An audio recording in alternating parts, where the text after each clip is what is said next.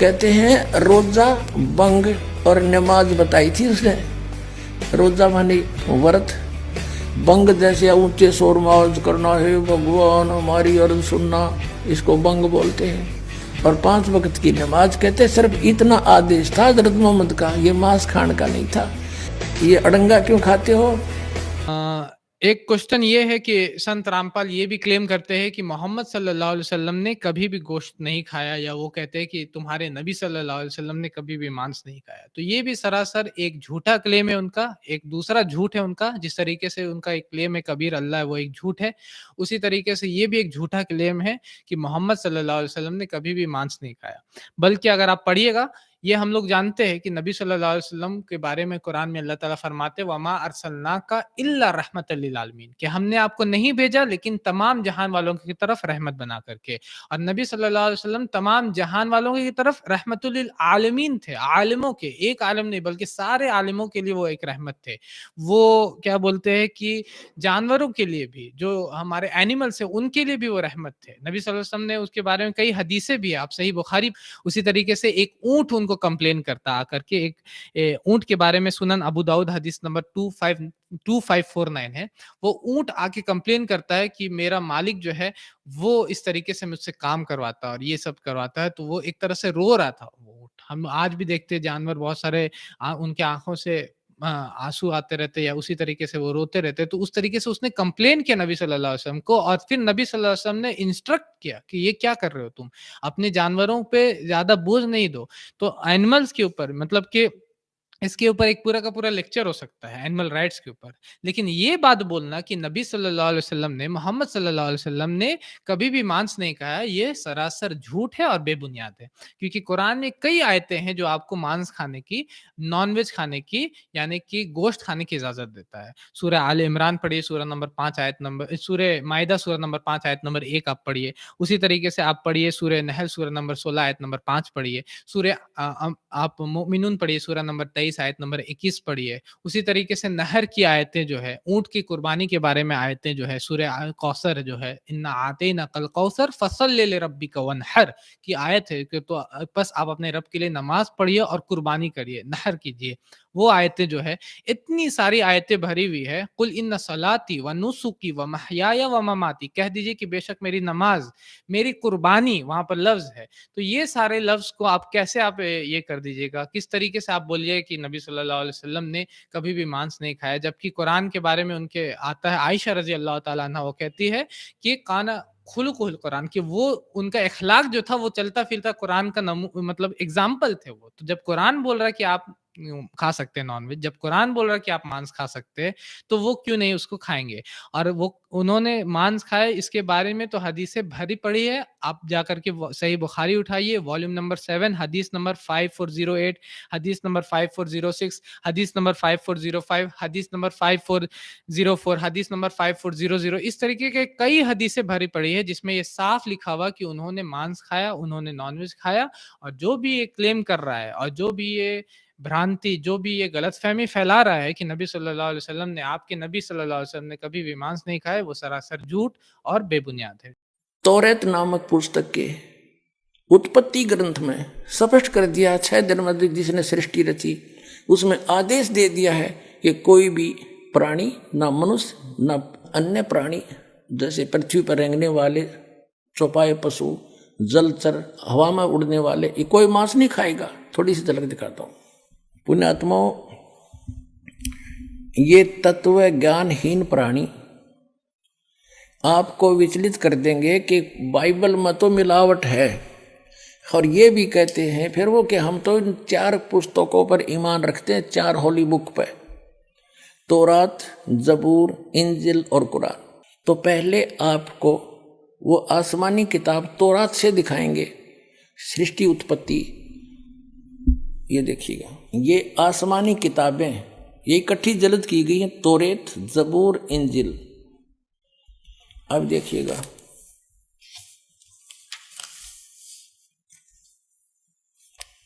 और ये यहां से छपी है, बेंगलोर से।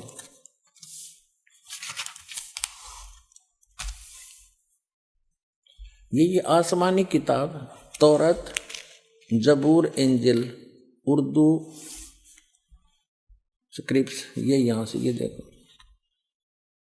Copyright notice published by BSI 206 Mahatma Gandhi road, Bangalore से। प्रिंटर्स प्राइवेट लिमिटेड, बेंगलोर 94 की। ये 3 किताबें हैं, ये अलग अलग। कुरान शरीफ अलग है, इनसे न्यारी है। इसमें अब हम तौरात के अंदर दिखाते हैं, इसमें उत्पत्ति पैदाइश दिखाते हैं। ये देखो, ये है पैदाइश 1:1:24 प्रश्न नंबर 2 पे। यहाँ है खिलकत का जिक्र। खिलकत, खुदा ने इत्बिदा और जमीन और आसमान को पैदा किया। जमीन वीरान और सुनसान थी, गौरहों के ऊपर अंधेरा था। ऐसे ये पहला दिन हुआ, सांझ हुई, शाम हुई, सुबह हुई। पहला दिन हुआ, शाम हुई, सुबह हुई, दूसरा दिन। दो रचना करते हैं हम अपने स्थान, अपने उस पर आएंगे। ये फिर चौथा दिन हुआ, ये दूसरा दिन हुआ, ये तीसरा दिन हुआ, और फिर ये चौथा दिन हुआ, और फिर ये 5वां दिन हुआ। अब हम 6ठे दिन पर आते हैं। ये तीसरा पृष्ठ है ये तौरात का। अब 26 में कहा कि फिर खुदा ने कहा हम इंसान को, यानी 5 दिन में जो सृष्टि रची वो कर दी। 6ठे दिन फिर खुदा ने कहा कि हम इंसान को अपनी सूरत पर अपनी सभी की मानिद बनाएं, और वे समुद्र की मछलियों और आसमान के परिंदों और चौपायों और तमाम जमीन पर और सब जानवरों पर जो जमीन पर रेंगते इख्तियार रखे। उनसे समझदार हो। खाना नहीं लिखा इसमें, आगे देखो। और खुदा ने इंसान को अपनी सूरत पर पैदा किया, अपने जैसा उत्पन्न किया, जैसा खुदा है। मनुष्य भी, खुदा भी मनुष्य जैसा हुआ। खुदा की सूरत पर उसको पैदा किया, नर और नारी करके उसने उनको पैदा किया। और खुदा ने उनको बरकत दी और कहा फूलो और बढ़ो और जमीन में मासूर हो, महकूम करो, और समुद्र की मछलियों और हवा के परिंदों और कुल जानवरों पर जो जमीन पर रेंगते हैं इख्तियार रखो। आगे लिखा कि और खुदा ने कहा कि देखो मैं तमाम रुए जमीन की कुल बीजदार सब्जी और हर दरख्त जिसमें उसका बीजदार फल हो तुमको देता हूँ, ये तुम्हारे खाने को हैं। और जमीन के कुल जानवरों के लिए, हवा के कुल परिंदों के लिए और उन सब के लिए जो जमीन पर रेंगने वाले हैं, जिनमें जिंदगी का दम है, कुल हरी बूटियां खाने को देता हूं। और ऐसा ही हो गया। अपने आत्मा स्पष्ट कर दिया कि न तो किसी पशु को, ना पक्षी को, ना जलचर को, ना मनुष्य को उस अल्लाह ताला का आदेश नहीं है मांस खाने का। उन्होंने स्पष्ट कर दिया कि ये हरी सब्जी घास फूस दे रखा है तुम्हारे को। और फिर आगे देखो, और ऐसा ही होगा। और खुदा ने सब पर जो उसने बनाया था नजर की और देखा तो बहुत अच्छा है। और शाम हुई, सुबह हुई, और फिर 6ठा दिन हो गया। फिर उसके बाद आसमान और जमीन उनके कुल लश्कर का बनाना खत्म हुआ। और खुदा ने अपने काम को जिसे वो करता था 7वें दिन पूरा खत्म किया, और अपने सारे काम से जिसे वो कर रहा था 7वें दिन फारिग हुआ। और खुदा ने 7वें दिन को बरकत दी और उसे मुकद्दस ठहराया, क्योंकि उसमें खुदा सारी कायनात से जिसे उसने पैदा किया, बनाया और फारिग हुआ। अब इसको पवित्र बाइबल में दिखाता हूँ एज इट इज, ना तो ये आपको बरगला देंगे आपको ये नकली अटपट करने वाले मारे सट्टे ने के हमने बहुत अच्छी तरह ताल में इल्म हूँ मैं, ये कहते हैं जो इनके पढ़ने वाले विद्वान। और का पता नहीं इनको। ये देखिएगा, ये पवित्र बाइबल है, संपूर्ण जीवन अध्ययन बाइबल। ये कहाँ से छपा ये देख लीजिएगा। ये देखिएगा, journal editor Donald C Stamps MDV, associate editor ये जे जवाली, Wesley Adams PhD, Life Publishers International, Springfield, Missouri, USA, printed in India. अब ये वही है सारा कुछ, और ये सारा दिखा दूँ, पढ़ लो तुम। अब इसके हम इस पे आते हैं उत्पत्ति पर। देखिएगा, ये उत्पत्ति जिसको अंग्रेजी में इन्होंने कहा है जेनेसिस 1 प्रश्न नंबर 4 पे, आदि में यानी प्रारंभ में परमेश्वर ने आकाश और पृथ्वी की सृष्टि की। पृथ्वी बेडौल और सुनसान पड़ी थी, यह इस पर पहला दिन हुआ। फिर परमेश्वर ने जो कहा, जल के बीच एक ऐसा अंतर हो कि जल 2 भाग हो जाए, सारा कुछ क्या, सांझ हुई भोर हुई, फिर दूसरा दिन हो गया, फिर सांझ हुई भोर हुई, तीसरा दिन हो गया। हमने अपने मतलब की बात लेनी, ये चौथा दिन हो गया, सांझ हुई भोर हुई, फिर चौथा दिन हो गया। अब हम ये 5वां दिन हो गया, प्रश्न नंबर 5 पर आ गए हम। ये सांझ हुई भोर हुई, 5वां दिन हो गया। अब छठे दिन ये आ गया, छठा दिन, ये छठे दिन में चल पड़ा।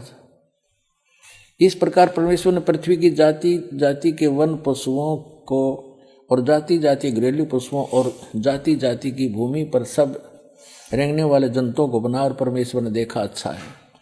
फिर परमेश्वर ने कहा कि हम मनुष्य को, उन सब पशु पक्षियों को बनाकर, फिर हम मनुष्य को अपने स्वरूप के अनुसार बनाएं, अपनी समानता में बनाएं, और वे समुद्र की मछलियों और आकाश के पक्षियों और घरेलू पशुओं और सारी पृथ्वी पर सब रेंगने वालों जंतुओं पर जो पृथ्वी पर रेंगते अधिकार रखें। इनसे समझदार हो, जैसे भैंस, गाय, बैल, इनको हमने अपने काम के लिए प्रयोग कर लिया, इनको खाना नहीं, सताना नहीं, इनको जैसे गाय भैंस आपने रखी, उसको पहले आप पेट भरते हो, चराते हो, उसको नहवाते हो, धोआते हो, प्यार से रखते हो, जब वो दूध देती है।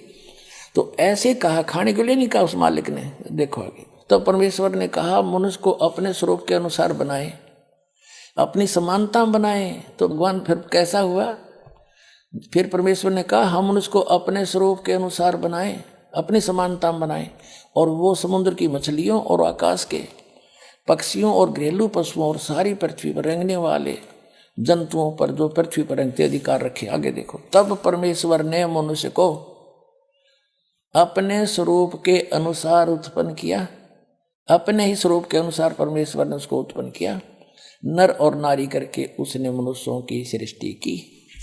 तो भगवान कैसा, नर आकार, मनुष्य सदृश, जैसे जिनको परमात्मा मिले सचखंड लेकर गए, वापस छोड़ा, उन्होंने बताया हमरे ही निहार है, हमारा सृजनहार, हमारा भगवान हमारे जैसी शक्ल का है, लेकिन उसकी बॉडी वो उस वहां जाकर के सभी का जो शरीर है इमोर्टल हो जाता है, अविनाशी शरीर मिलता है, वो मटेरियल सारा अविनाशी मटेरियल का शरीर है। और यहाँ पर ये नाशवान है ये शरीर।